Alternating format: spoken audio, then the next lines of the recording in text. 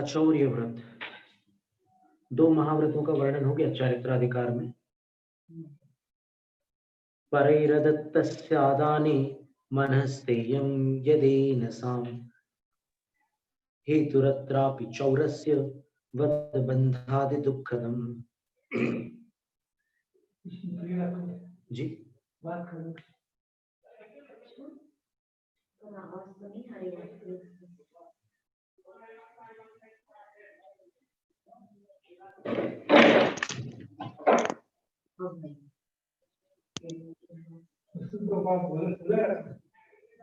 परैरदत्तस्य, दूसरों द्वारा न दी हुई लेन देन की किसी भी वस्तु के आदाने, ग्रहण करने में, मन, अगर मन ज्यादा जा रहा है अपना, तो स्तेयम, वह स्तेय है अर्थात चोरी है।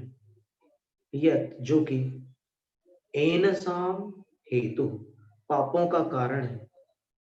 और अत्रापि, इस लोक में भी, चौरस्य, चोरी करने वाले के लिए, वध बंधादि दुखदम, वध यानी पिटाई और बंध यानी कारावास आदि दुखों को प्रदान करने वाला। आदि शब्द में लोक निंदा, अपयश, ये सब आ जाएगा। स्तेवर्जनमस्तेयं हेतु स्वर्गापवर्गयो जनता येन विश्वास प्रीति ख्याति सुखास्पदम्।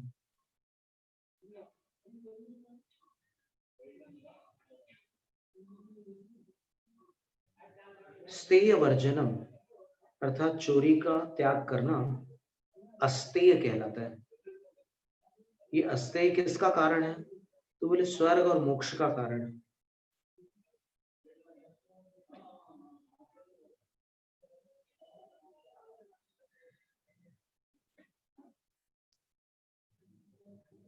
इसमें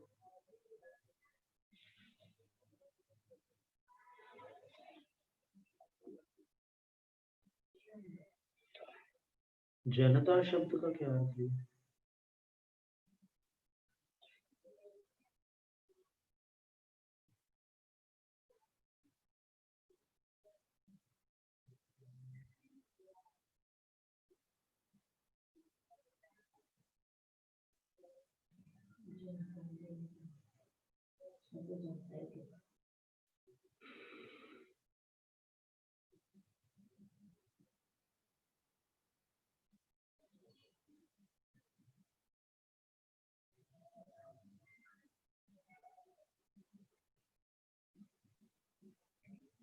जनता प्रथमा का एक वचन है, तो बहुवचन है। एक वचन तलपद है जनता।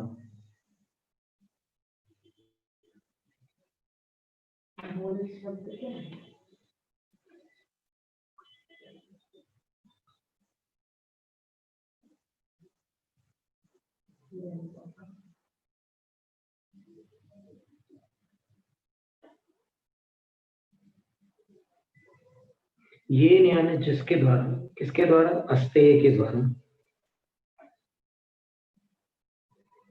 जनता विश्वास, प्रीति, ख्याति और सुख का आस्पद बन जाती है, स्थान बन जाती है, ऐसा अर्थ निकलेगा। लेकिन नीचे क्या लिखा है उन्होंने? इससे जन समूह विश्वास, प्रीति, प्रसिद्धि और सुख का भाजन होता है। अभिप्राय वही हुआ। वैसे जनता स्त्रीलिंग शब्द है, अनुवादक ने जन समूह लिख दिया है। और इधर क्या लिखा है इन्होंने? अचौर्य व्रत के द्वारा लोगों में विश्वास होता है, प्रेम बढ़ता है, प्रसिद्धि होती है और सब तरह का सुख प्राप्त होता है।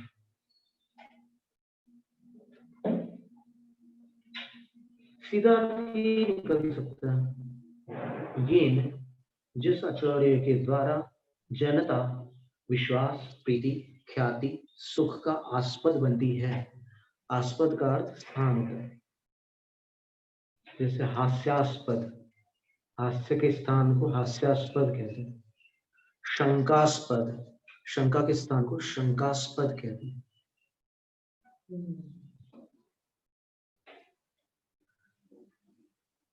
यांचानुज्ञापनापत्यो रात्तानात्मीय भावनाः योग्यान्याग्राह्यस्यादानमविवादः सधर्मिभिः इत्यस्ते यव्रते पञ्च भावनाः कंदरादिषु स्वभावशून्येषु आवासु मुक्तामोचित सद्मसु परोपुरोधाकरणं भैक्ष्य शुद्धि सधर्मिभिः सहा विवाद इत्येव मत्वा पंच भावनाः। दो प्रकार से 5 भावना बताई है अस्तेय व्रत की। पहले क्या कहा? यांचा, आपको कुछ चाहिए तो बिना पूछे ना लेकर के आप मांग लीजिए, तो कम से कम आचार्य व्रत तो दूषित नहीं होगा।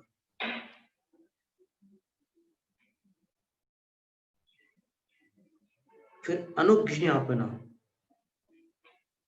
अनुज्ञापना का अर्थ होता है अनुज्ञा लेना,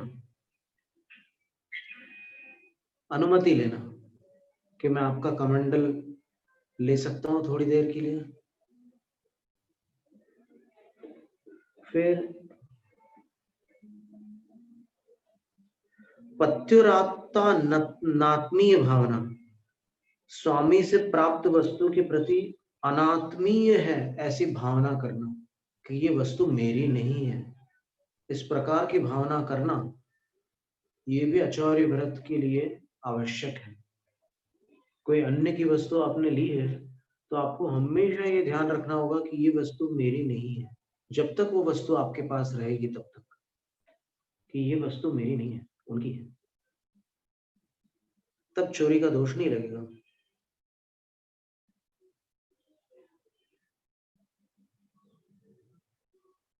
और फिर कह रहे हैं अन्याग्राह्यस्य योग्यान्याग्राह्यस्य आदानम, कोई योग्य वस्तु है, अपने योग्य है, अपने साधुता के योग्य है, लेकिन अन्याग्राह्यस्य, अन्य किसी के द्वारा ग्राह्य नहीं है, उसका आदान करने से चोरी का दोष नहीं लगता। और इस विषय में अपन तत्वार्थ श्लोक वार्तिक का श्लोक देख सकते हैं कि क्या क्या वस्तुएं ऐसी हैं जो साधु ग्रहण कर सकते हैं। अपन ने पहले भी देखा था, जैसे जंगलों में मोर के पंख पड़े हुए हैं तो साधु उसको ले सकते हैं। तो तुम्बी फल पड़ा हुआ है, कमंडल की जरूरत है साधु को, उनका कमंडल ठीक से नहीं काम कर रहा है, तो फिर उस तुम्बी फल को ले सकते हैं कमंडल का काम लेने के लिए। और इसी तरह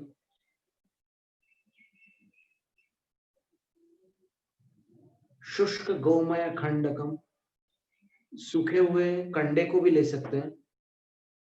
सूखा जो कंडा होता है ना, एकदम सूखा हुआ, उससे हाथों की शुद्धि बताई है साधुओं के लिए, उससे हाथ शुद्ध हो जाते हैं। वो चाहे हाथ थोड़े चिकने हो ना, तैलीय हो, तो भी वो उससे अच्छी तरह धुल जाते हैं। शुष्क गोमय खंडकम, जरा भी गीला ना हो, ये ध्यान रखना, नहीं तो फिर उसकी गंध आने लग जाती। और उसका भी प्रयोग करते समय शोधन करके ही करते हैं साधु, तो उसमें तो कोई कहने की बात नहीं है। सधर्म में भी अविवाद, सधर्माजनों के साथ विवाद न करना। सधर्म भी बनता है, सधर्मी भी। इसमें क्या लिखा है? सधर्म भी है, देखिए ये पाठ। विवाद में चोरी मतलब कोई वस्तु को लेकर। हाँ, नहीं विवाद हो जाता कई बार कि नहीं ये मेरे लिए आई थी ये चीज, वो बोलते हैं कि नहीं उनने मेरे लिए दी थी, ऐसा हो जाता है थोड़ा, तो उससे वो विवाद नहीं करना। ठीक है भाई, जिस बारे में शंका है वो उसके बारे में विकल्प नहीं करना, छोड़ दो उसको।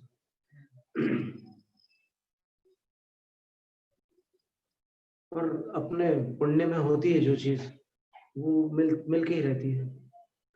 मिट्टी का क्या चक्कर है? मिट्टी का नहीं लिखा उसमें महाराज जी, हम श्लोक पढ़ के बताए आपको, मिट्टी का नहीं लिखा है। मिट्टी को ये लोग विशेष रूप से प्रासुक करते हैं। कुछ लोग मुल्तानी मिट्टी को तपा करके उसको कूट करके कुछ करते हैं वो लोग, और फिर साधुओं को देते हैं पैकेट्स बना करके।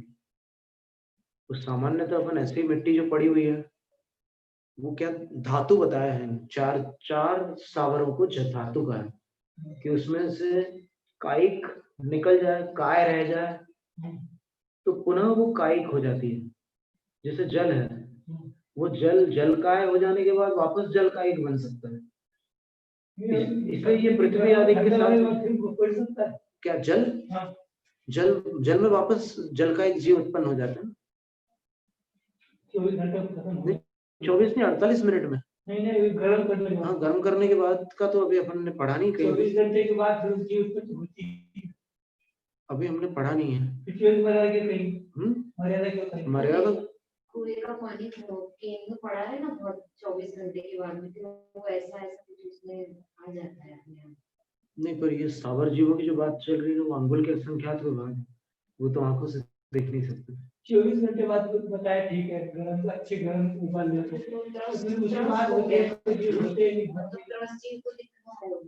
हाँ, तो फिर वो तदाश्रित दूसरे जीव हो सकते हैं कोई भी। अपन पहले श्लोक वार्तिक देख लेते हैं कि साधु कौन सी वस्तु ले सकते हैं जिसमें चोरी का दोष नहीं लगेगा उनको। ये पेज नंबर 517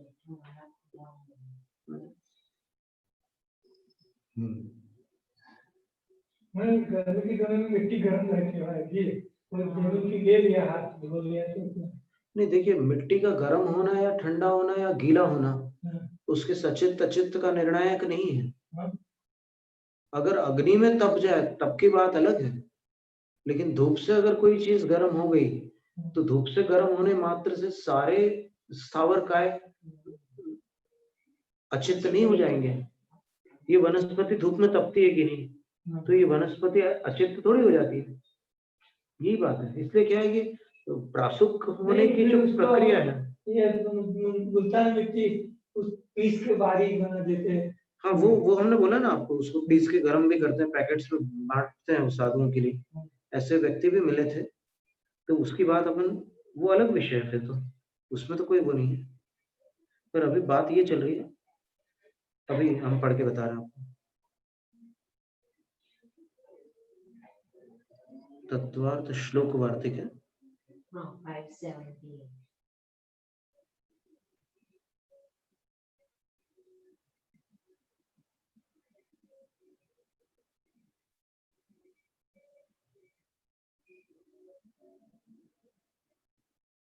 578 कैसे हो सकता है?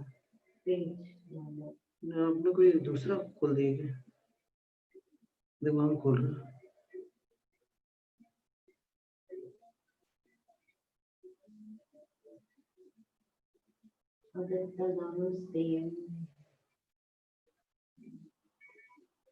इसमें हमारी प्रति में 463 पेज पर है, सप्तम अध्याय, सूत्र क्रमांक 15, और उसमें 3 श्लोक दिए। प्रमत्तयो गतो यत्स्या ददत्तादानमात्मनः स्तेयं तत्सूत्रितं दानात् दानयोग्यार्थ गोचरं तेन सामान्यतो दत्त माददानस्य सन्मुनेः सरिन्निर्झरणाद्यम्बः शुष्कगोमयखण्डकं भस्मादिवा स्वयं मुक्तं इच्छालाभो फलादिकं प्रासुकन्न भवेत् स्तेयं प्रमत्तत्वस्य हानितः। महाराज जी, ये 3 श्लोक दिए हैं, साधु क्या क्या ले सकते हैं तो चोरी का दोष नहीं लगेगा। तो पहले कह रहे हैं कि बिना दी हुई किसी वस्तु को अपने लिए तीव्र कषाय पूर्वक ग्रहण करना चोरी है। ऐसा तत्सूत्रितम, ये इस सूत्र में कथन है, अदत्ता दानम स्तेयम सूत्र का ये अभिप्राय है। फिर कह रहे हैं कि वो चोरी कौन सी वस्तु की करना है मानी जाएगी, तो कह रहे हैं दाना दाना योग्य अर्थ गोचर, जो लेन देन की वस्तुएं हैं, जो वस्तुएं ली जाती है और दी जाती है, उसी में ये चोरी की परिभाषा लागू होगी। आप सांस ले रहे हैं उसमें कोई चोरी की परिभाषा लागू नहीं होगी।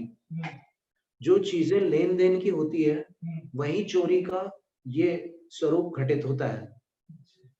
और फिर दूसरे श्लोक में कह रहे हैं 3, इसलिए सामान्यतः अदत्तम आददान से सन्मुने, कोई उत्तम साधु है, वो कोई बिना दी हुई चीज ग्रहण कर रहे हैं। कौन सी चीज ग्रहण कर रहे हैं? तो नाम दे रहे हैं सरित, सरिता का, निर्झरण, झरने का, और आदि शब्द से और भी ऐसे प्रवाहमान जो जल है, प्रवाहित होने वाला और पत्थरों से टकराने वाला जो जल है, उसको अंबह कमंडल में अगर स्वीकार कर लेते हैं तो चोरी का दोष नहीं लगता। क्यों? प्रासुकम, बोले कि वो प्रासुक होता है। और फिर कह रहे हैं शुष्क गोमय खंडकम, सूखा जो गोबर का कंडा होता है, वो अगर हाथ धोने के लिए लेते हैं तो चोरी का दोष नहीं लगता।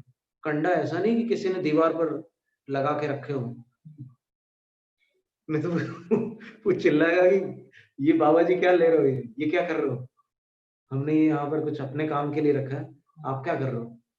तो जो कंडा जो ऐसे पड़ा हुआ कहीं पर हो, जिस हाँ वो हाँ वैसा हो, तो वो सूखा हुआ कंडा हो तो उसको हाथ धोने के लिए ले सकते। भस्मादि बात बोलते हैं कि राख को भी ले सकते हैं। अगर कोई लकड़ी जली हुई है कहीं पर और राख पड़ी हुई है तो राख को लेने में कोई चोरी का दोष नहीं है। और फिर आदि शब्द से यशस्तिलक चंपू में लिखा है कि इष्टिका चूर्ण, ईंटे का जो चूरा होता है ना, उससे भी हाथ धो सकते हैं साधु। चूरा नहीं करेंगे साधु, ईंटे के चूरे को लेकर हाथ धोएंगे, वो खुद बैठ करके कूटेंगे नहीं उसको, क्योंकि वो 17 प्रकार का असंयम बताया ना, उसमें तृणच्छेद नाम का भी एक असंयम है कि किसी भी चीज को तोड़ना फोड़ना भी असंयम कहलाता है। तो साधु एक तिनके को भी नहीं तोड़ सकते। चटाई का जो तिनका है ना, उसको भी तोड़ेंगे तो कायस्थ करने का प्रावधान है। तो ये सारी जानकारी की बातें हैं। और देखिए और क्या ले सकते हैं, स्वयं मुक्तम पिच्छ, मोर ने खुद पंख छोड़ दिया है, तो स्वयं छोड़े हुए मोर के पंख को भी ले सकते हैं पिच्छी बनाने के लिए। हाँ, और फिर अलाबू फलादिकम, तुम्बी का जो फल होता है, आचार्य शांति सागर महाराज जी का एक कमंडल तुम्बी का बना हुआ था, आचार्य देशभूषण महाराज जी का भी था। तो तुम्बी वाला कमंडल जो है ना, वो कहीं रखा हुआ है, आचार्य श्री का कहीं ना कहीं रखा हुआ है। और प्रासुकम, ऐसी प्रासुक वस्तु में संयम न भवेत, चोरी नहीं होती, चोरी नहीं हो सकती। क्या क्यों नहीं हो सकती? प्रमत्त तत्व से हानि, तीव्र कषाय की हानि है वहां, अर्थात वहां पर तीव्र कषाय का अभाव। तीव्र कषाय न होने से, तीव्र कषाय का मतलब लोभाधिक जो कषाय, जो राग है, उसकी तीव्रता न होने से ये पाप नहीं लगता इन वस्तुओं के ग्रहण में। तो यहां पर भी आचार्य महाराज वही कह रहे हैं कि योग्य अन्याग्राह्य से, अन्य जिसको ग्रहण नहीं करते, और लोग थोड़ी, कंडे से कौन हाथ धोएगा, लोग अपने अपने साधनों से हाथ धोते हैं, पर साधु अगर ऐसी चीज को ही लेते हैं तो फिर वो उनके लिए चोरी का दोष नहीं लगता। मिट्टी नहीं है ना? नहीं मिट्टी नहीं है, अर्थ में तो मिट्टी भी लिखी है। अर्थ में तो पंडित जी ने लिखा है, तो पंडित जियों को जितना उनके पास जो संग्रह होता है, उनके विवेक से, उनकी बुद्धि से, वो उस प्रकार से लिख देते हैं। जबकि क्या था कि जो उपासकाध्ययन ग्रंथ है उसमें 3 स्थावरों का घात करने के कारण भव्यसेन मुनि को क्षुल्लक चंद्रप्रभ महाराज ने अभव्यसेन कहना प्रारंभ कर दिया कि भव्यसेन नहीं है, क्योंकि इनको 11 अंग का ज्ञान है लेकिन इनको 3 स्थावरों पर श्रद्धा नहीं है। कौन से 3 स्थावर?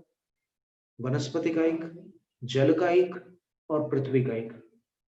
और वही कैसे पता चला उनको?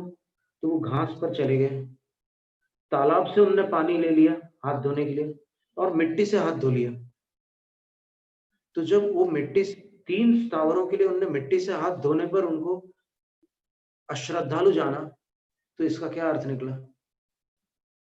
कि सचित्र मिट्टी से हाथ धोना साधु का कार्य है ही नहीं। इसमें ऐसा लिखा है प्रासुक होनी चाहिए, तो प्रासुक, पंडित जी ने प्रासुक होने की विधि बताई है क्या? प्रासुक होनी चाहिए अगर लिखा है तो फिर बात नहीं, मतलब वो गलत नहीं है वो। सचित घोड़े जल गोबर वृक्ष चुंडी मिट्टी तो आदि को मुनि नहीं ले सकते, जीव रहित होने चाहिए। मूलाचार प्रदीप में ये भी लिखा है कि तृण को भी, तृण ले सकते हैं साधु आहार के बाद। जो तृण होता है ना, एक गाड़ी जैसी होती है, अभी आजकल तो टूथ पिक्स बन करके आया हुआ है, तो वो तृण साधु ले सकते हैं। दांतों के मध्य में जो अन्न कण है उनको वहां से पृथक करने के लिए ले सकते हैं। दांतों को चमकाना तो मना है साधु को, तो दांतों के बीच के अन्न कणों को पृथक करना अनिवार्य इसलिए है क्योंकि यदि पृथक नहीं करते तो वो वहां पड़े पड़े समूर्छन जीवों की उत्पत्ति का योनि स्थान बन जाएगा, दांत भी कीड़े बन जाएंगे और कालांतर में दांतों को भी क्षति पहुंचेगी। तो फिर वहां भी अहिंसा व्रत, महाव्रत बाधित होगा। यदि उसको रहने देते हैं तो अहिंसा महाव्रत बाधित होगा। भस्म तो लिखा है ना, अभी तो पढ़ा हमने राग, भस्म का अर्थ राग होता है। तो ये भावनाएं बिल्कुल मन जाने गले जंतन कहीं भी नहीं डालना, डर जाने नाक दांत से जवानी में दांत चले गए सारे, देखो डालने ही नहीं और कट रहे निकल नहीं, सांस जल्दी करना नहीं, काटे निकलना नहीं निकाले कारण ऐसा लिखा नहीं, मूलाचार में ये बात नहीं लिखी है। मूलाचार में ये नहीं लिखा कि आप काड़ी से दांत अनाज अलग ना करो। लेकिन वो लोग ऐसे समझता है ये महाराज खाता है, माता जी बहुत चल रहा है उन्हें उम्र हुई, हम 30-36 साल की उम्र है और उन्हें अभी से उनको दांत खत्म कर दिए, तो वो तो यही था, तो मारते भी नहीं और कटी भी नहीं डालते, खुला करके आ जाते, तो आपका तो छोड़ देते हैं, ऐसे छोड़ना नहीं चाहिए हमारे को, ऐसे दांत में भरा हुआ पड़ा है वैसे आ जाएगा खुला करके। नहीं, वो असली में विवेक की बात है। ये अगर वो अपने हृदय से समझ ले या अपनी बुद्धि से समझ ले कि इसका क्या परिणाम निकलेगा और जीवों के प्रति करुणा होगी, तो फिर वो जीवों की उत्पत्ति होने का अवसर ही नहीं देंगे। आप कल्पना कीजिए ना कि मान लो आपने नहीं निकाला मुंह से वो, तो दूसरे दिन जो आपने पहला कौर खाया वो भक्ष्य था कि अभक्ष्य? इसका उत्तर दीजिए बस। आपने दांत में जो अनाज के कण फंसे थे उसको आपने अलग नहीं किया और दूसरे दिन आपने भोजन किया, तो जो प्रथम कौर था वो कौर भक्ष्य था कि अभक्ष्य? क्योंकि यहाँ समूर्छन जीवों की उत्पत्ति भरपूर हो चुकी है 22-23 घंटों में। अब जो आपने अंदर लिया उस कौर को, वो अहिंसक था क्या? वो भोजन भक्ष्य था क्या?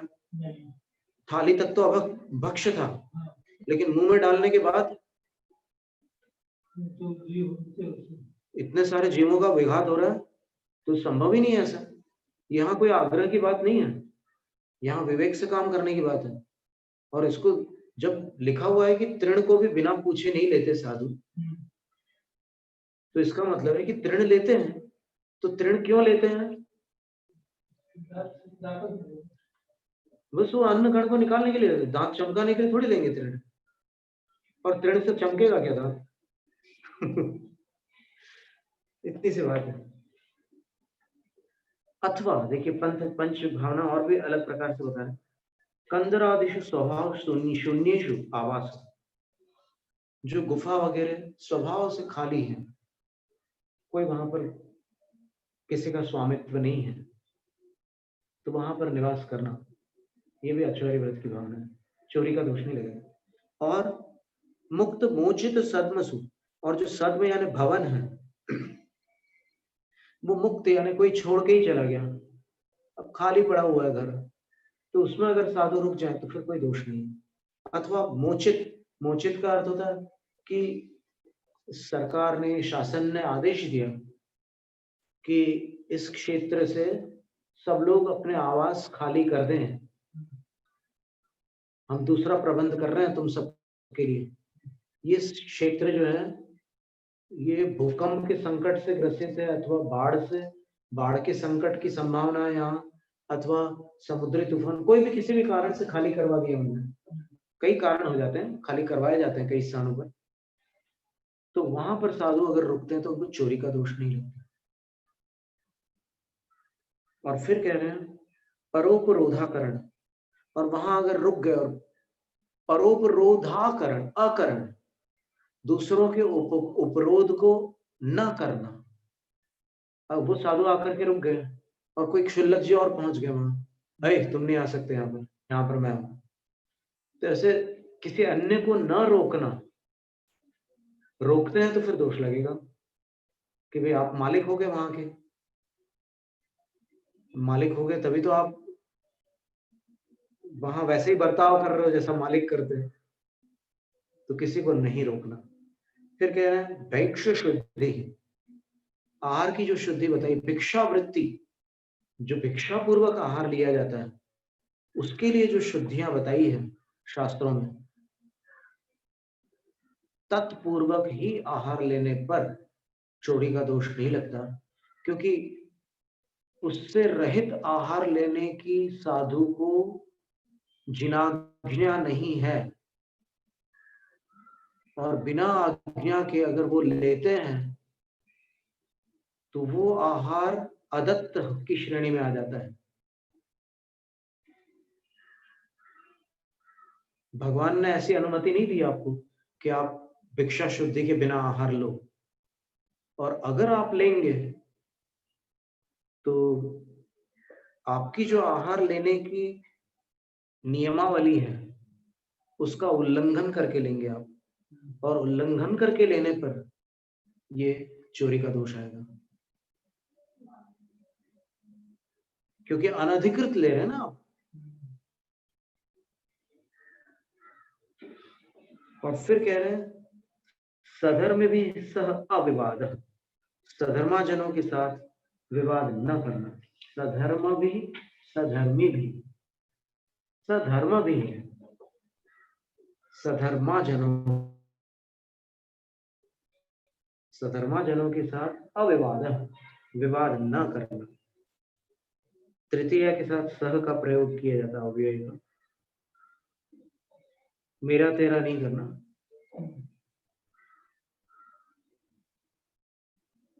इत्येवं अथवा पंचभाव, इस इत्यादि भी ये 5 भावनाएं हो सकती है। दोनों प्रकार से उन्होंने 5 भावनाएं बतला दी है।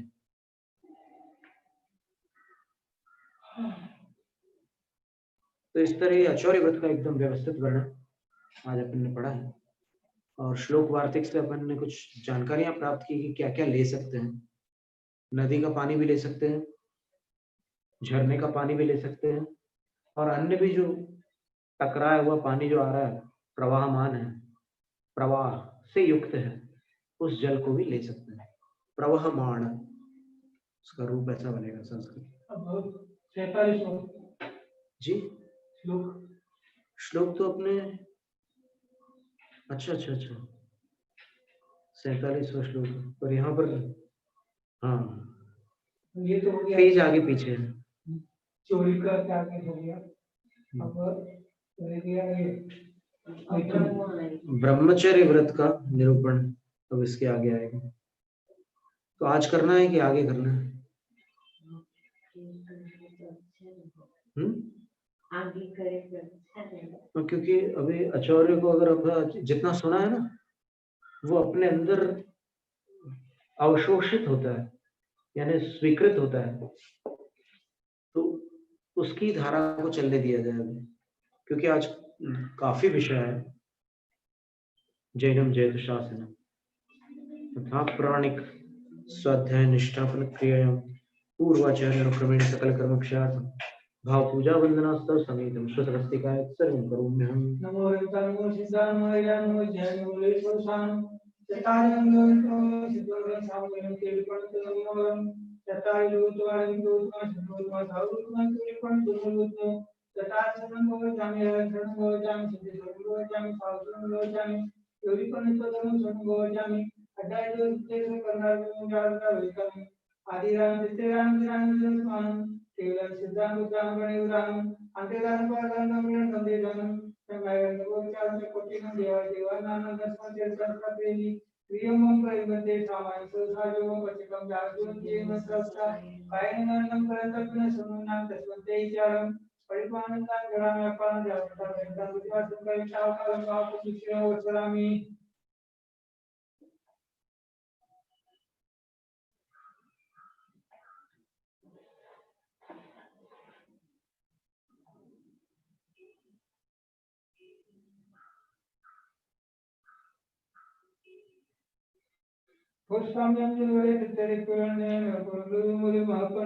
Luis J. Regamante Tangarini, Vendente che ti se ciovi sam cibo che vede.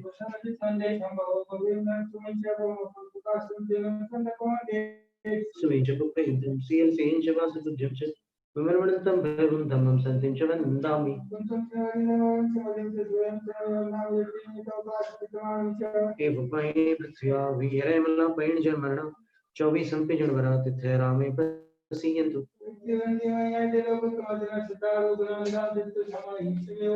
चंदे ही निम्बलेरा आइच्छे ही मयप्यासंता सायर में गंभीरा सिद्धा सिद्धिं मम दिसन्तु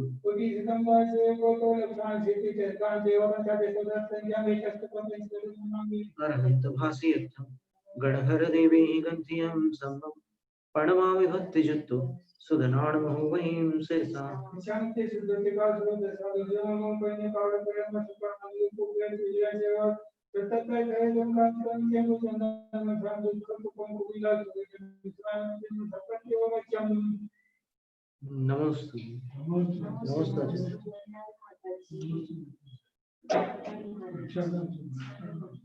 आशीर्वाद